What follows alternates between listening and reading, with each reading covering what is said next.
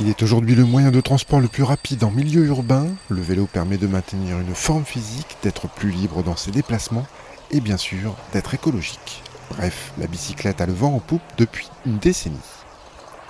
À Saint-Quentin, l'aménagement des pistes cyclables prouve une réelle volonté de rendre le cœur de ville plus sûr pour les utilisateurs des deux roues.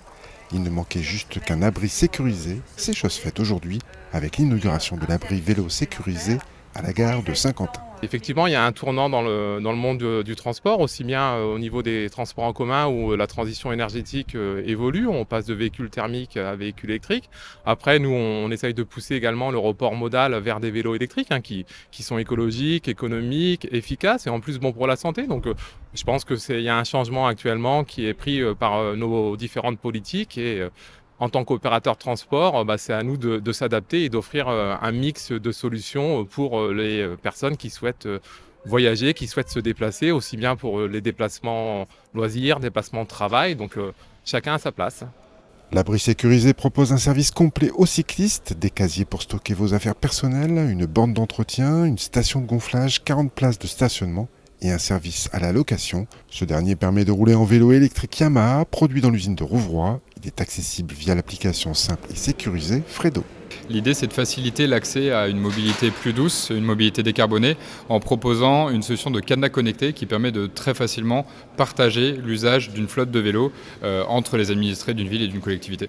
Alors l'utilisateur se munit de son application mobile, va scanner un QR code qui est présent sur le vélo, va pouvoir déverrouiller via l'application mobile, le cadenas s'ouvre, l'utilisateur prend le vélo, va pouvoir faire son tour, faire des pauses à ses endroits de prédilection et ensuite revenir à cet endroit précis qui correspond à la zone de restitution du vélo.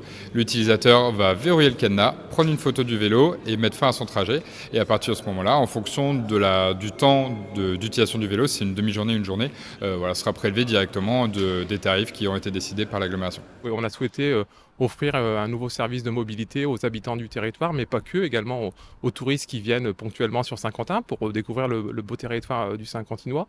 Donc oui, on a souhaité étoffer notre offre de transport en collaboration avec notre autorité compétente, l'agglo du Saint-Quentinois.